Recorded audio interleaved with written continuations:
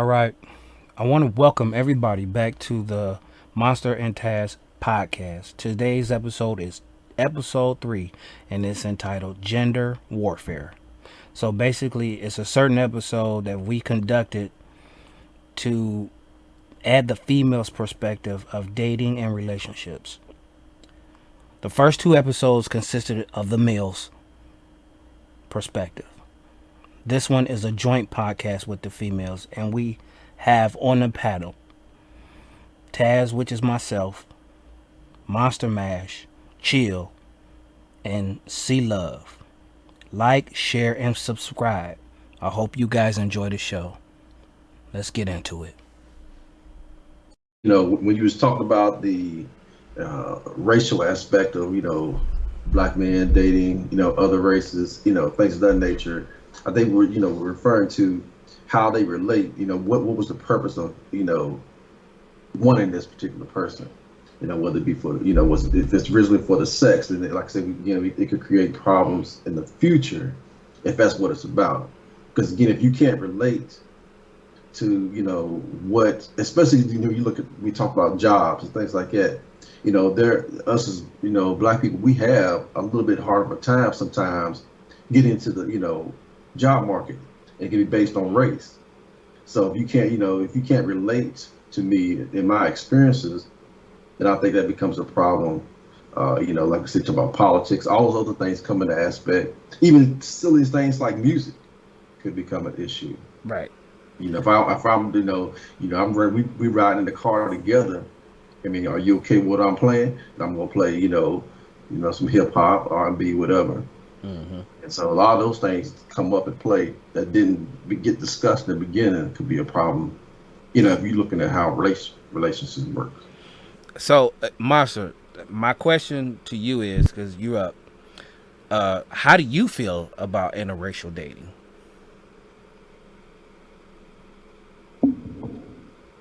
Well, me personally, Mm-hmm. okay, interracial dating. Do I have a problem with it? On a personal note, no, I don't have a problem with it. When I do have a problem with it is if you're, first of all, somebody that's being fake. Okay.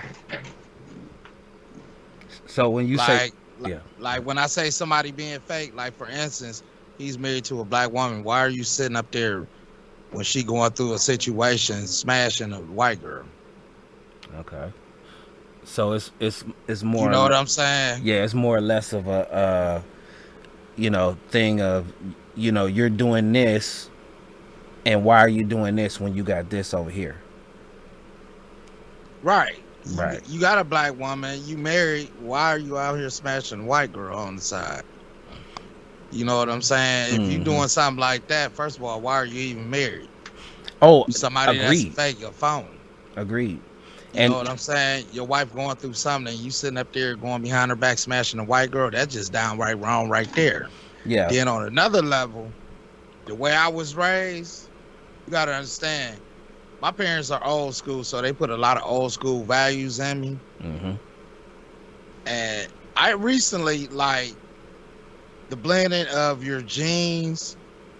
y- That's not such a great thing to be doing, considering that us as black people have the best genes out of everybody on planet Earth. Okay. Because the way I was raised, I put it like this. I asked my mom one time, how would you feel if I came home with a white girl and she looked at me Mm-hmm. and gave me this look like, you better just be playing. Ooh, miles was serious. You better not ever come back Woo-wee. around here with no white girl. But Mm-hmm. I said, all right, what about a Puerto Rican or Mexican girl? Mm-hmm. May I interject? Oh, oh, by all means. Okay, so maybe I should have clarified. Um, Interracial dating covers a great spectrum. Yes, it And does. I want to say my own personal opinion is the Caucasian woman for the reasons I've already explained. Um, Puerto Rican, that's a brown person. Okay. Um, they aren't black or African American, Hmm. but we would have more in common. And Asian, no problem. Hmm. Um, I don't feel like thinking of any other races. That's like what I'm limited to. Hmm. But I don't have a problem with interracial dating. What I do have the problem is um, having an experience with someone, just like Chill said, when you're in the car playing your music and you listening to um, N Word for Life by NWA, Right. you gonna let this Caucasian woman sit there and say N word this and N word that, because Hmm. she's gonna think she can. Hmm. She's gonna think she can. Hmm. And again, that is not a disrespectful thing that other women races do. Again, it's in these Caucasian women's DNA. And if I could just go back to what Monster said, he says, "Well, why would you be married and on a dating app?" Am I correct? Did you make that point? So why would you be married and sitting up and stuff out on white with a white girl? Okay. So I was my husband's meal ticket and didn't even know it. Again, part of mental abuse. Hmm. So he would have never left me.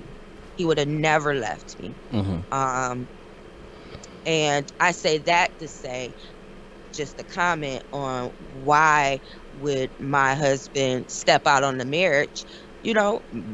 Maybe he don't like black women, but he like black women that will make more money than him and pay more of the bills.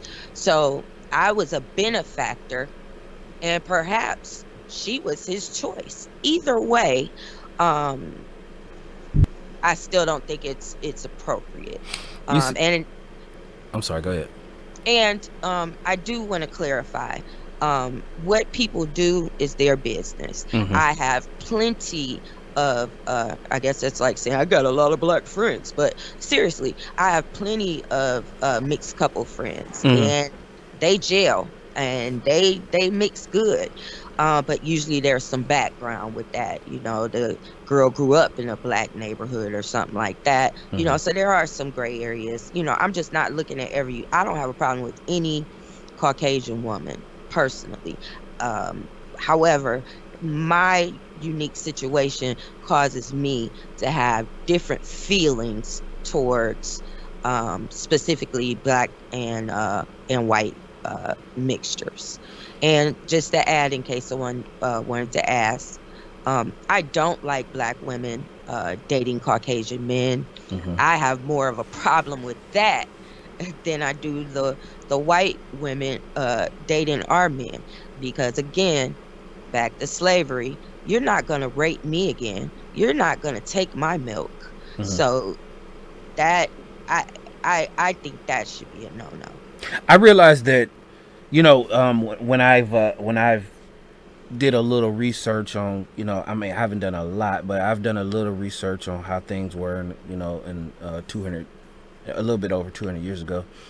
I did realize that there were, raping of the, slave women, and for, sick, twisted, whatever you want to call it, satisfactory from slave masters and stuff like that. And I think it was wrong. Um, but I got to say, in my opinion, because I've stepped outside as well. I'm right there along with Chill, but I've got to say, if we're going to go into schematics, contributing to what Monster said, if you got a black woman here, why would you step out with a white woman? If we're going to go down to schematics, needle and thread, whatever you want to call it, why would you step out on your woman? Period. Um, I have to say that I get it.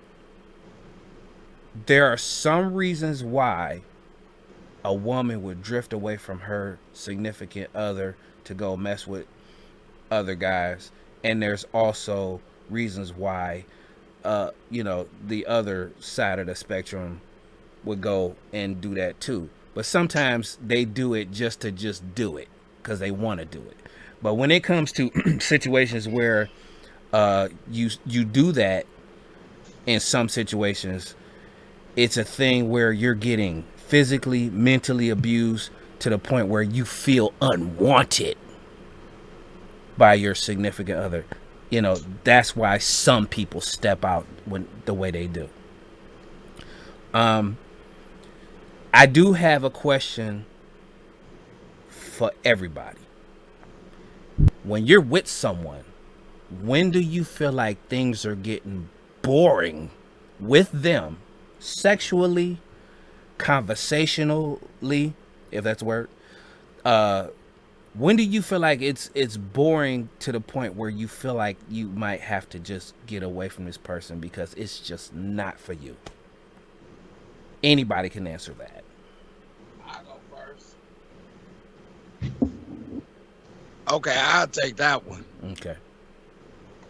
All right. If you're in a relationship where you actually have to come up with other things to do rather than spend any significant time around your significant other, okay, you got a problem right there. It's only gonna get worse. Cause you basically just faking yourself out just to even be around them. Like, if you know a new movie came out and you know they stream everything, so I'm gonna use that for instance, and you say, hey, let's make sure on this night we watch this movie. I want to watch this movie with you. And you think about it, like, you know what? I don't even want to be around her like that. You make it a point to do something where you're not even there. Because some people do that. Some people really do in their relationships. They make it a point to not spend any significant time around they people. But Because they really done lost the flavor. Because when you don't have that spark in the relationship, when I say that spark, that gleam when you look in their eye, that you could be having the crappiest day. You can walk in and see them, and all what you went through on that day is gone instantly because you just get to spend your time with them. If you don't have that, then you just faking yourself out. So Chill, how do you feel about that? Well, I think that brings about a point that C brought up earlier, is that you have to look for a friend first, because having a friend, you got things you can relate to them. So, usually when somebody meets, especially, sex is great at the beginning, it's a new adventure, you know what I mean? But after all that, wears down, what you got in common. So you don't have anything that you can relate to that person, that makes it tough for a relationship. So that's where the boredom comes in at for people. They ain't have anything to relate to that person because all they initially brought together was sex in the beginning. So you can't relate to that person and have the same things in common that you want to do. Whether, like, if you want to go on walks, watch movies, all those things. Those things you as friends you can do. But we know with lovers, you having sex. Right. So you got to be able to be a friend and a lover, and you be able to continue. As far as boredom is concerned, I think that's, I don't know if I can speak to the females aspect of it, but for a male, you gotta, I know, you gotta keep it going. Males have that tendency to slack off in a relationship, when they want to bring, as far as the intensity of it, you know what I mean? You do look at sex, things that were interesting in the beginning. If you start to get bored, you got to really start focusing on yourself, because that's where relationships falls apart for, I think, most people. See, Love, do you have anything to comment on that about boredom? To be honest, every time I stepped out of my relationship while being married, it would be after I discovered some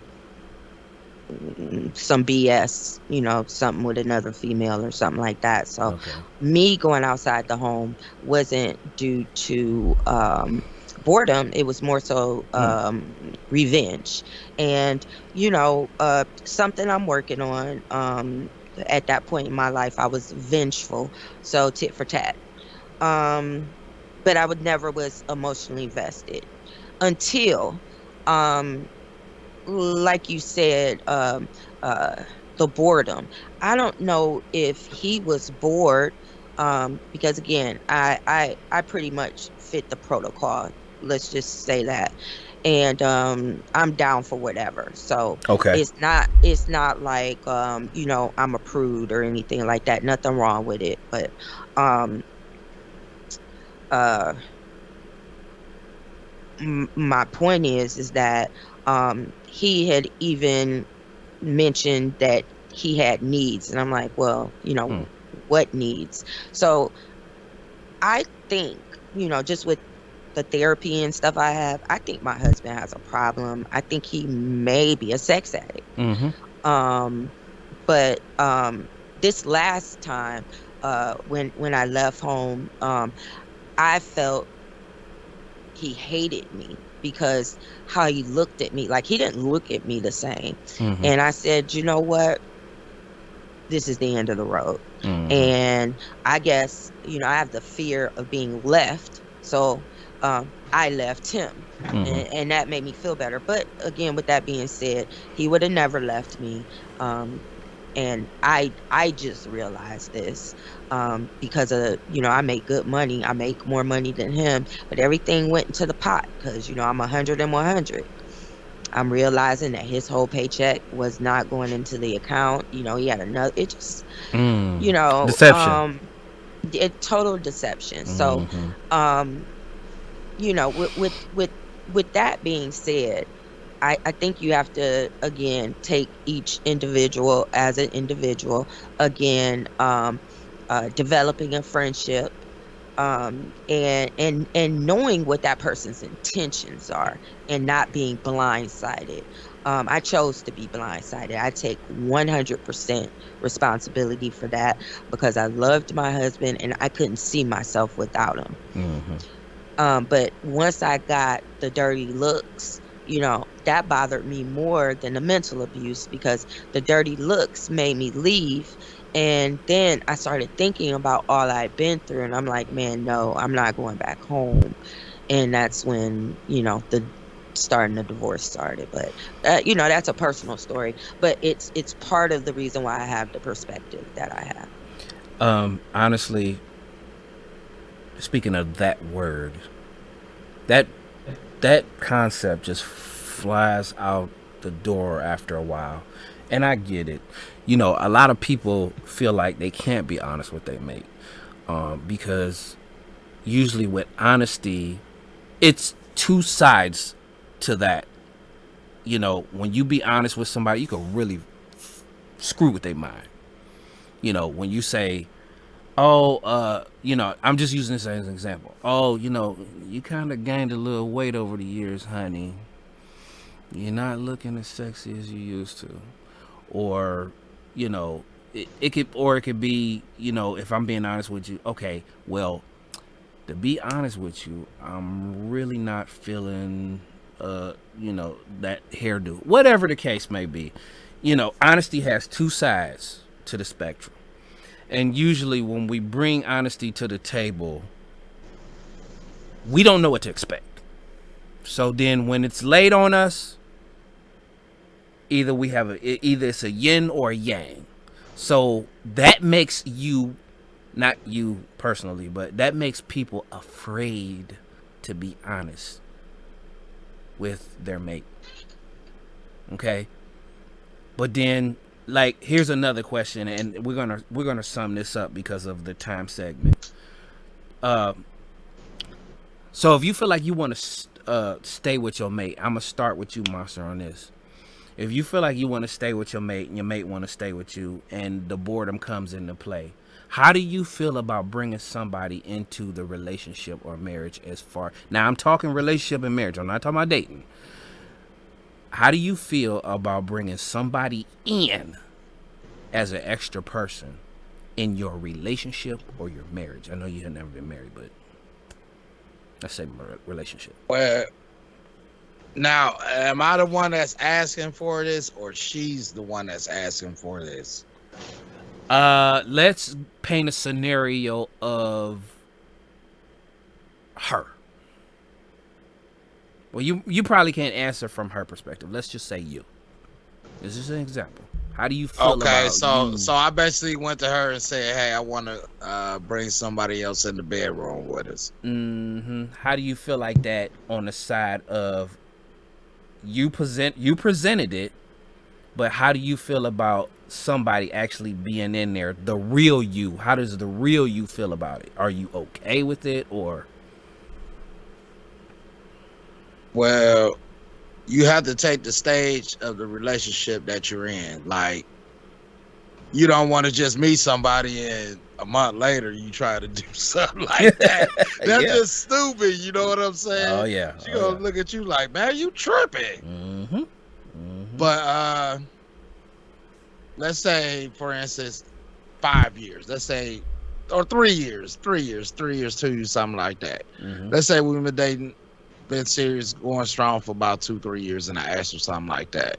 Now, first of all, for me to ask for something like that, if I myself was willing to engage in something like that, I have to look. You got to lay out the whole layout, where it's gonna happen, how it's gonna happen. Look, this one-time thing, or this might be a once every 6 months thing. I don't know.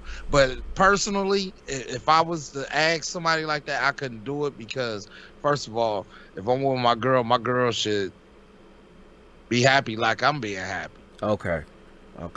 I would not bring somebody else in the relationship, because, hey, I might hook up and we do that thing, and next thing I know, man, I'm thinking about her instead of my girl. Yeah, there it is. I don't want to go down that road. Chill. How do you feel about that?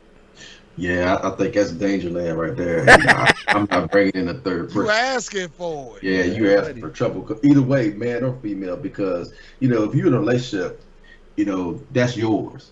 I mean, that is, and sex is really intimate. So if you go into another female, or female let another man to them, you may think about it as fun before it happens. Oh yeah, I want to do a threesome. But once it starts, somebody might feel differently during that process. It is going to change your relationship completely. You could completely destroy what you have, even though it sounded like a fun thing to do before you started. But once you start to go down that road, that person's going to have that thought in their mind. That's it. Feelings can surface out of anywhere. How do you feel about that, C-Love? Well, I think, different strokes for different folks. I've seen it work. However, like I told you guys earlier, I was down for whatever in our relationship. Okay. I was never asked to do such a thing. Okay. Had I been asked, it definitely would have been considered. Although, my ideal threesome would not be with another female.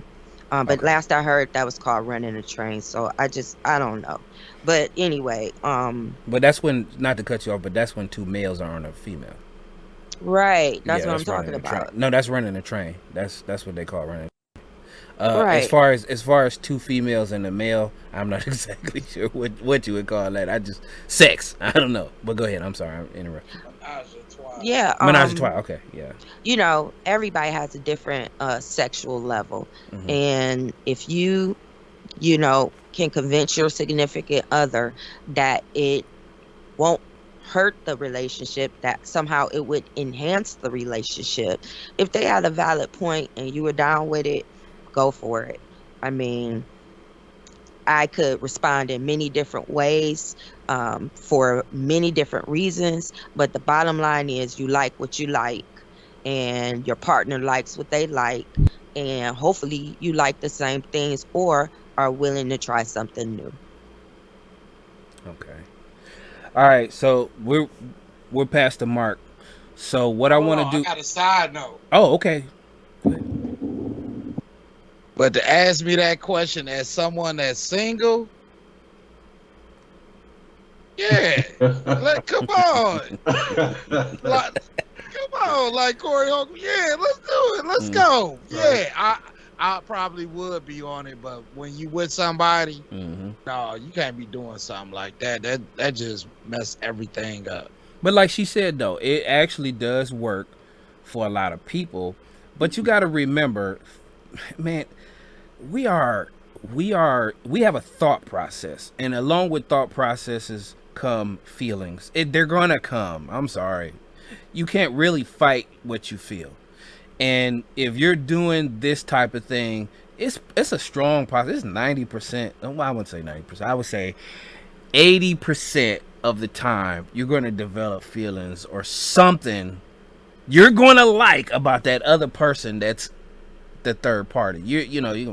It doesn't matter what it is. It could be the sex itself. It could be how they look. Whatever the case may be, you're going to develop some kind of feeling for them.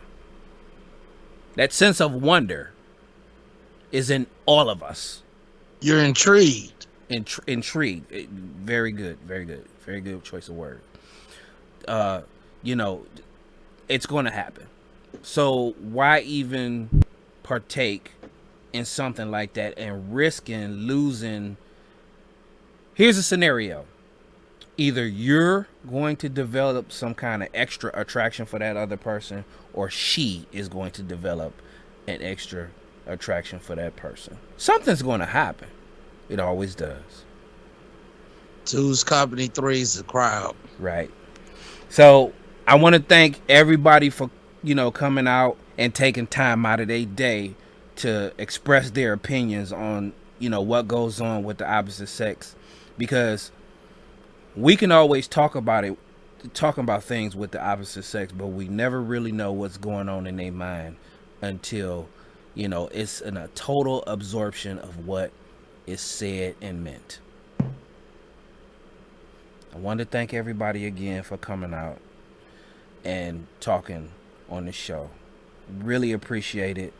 Hope we can do more shows and express more valid opinions where we can have conversation and absorb everything that's going on. Like, share, and subscribe. All right now.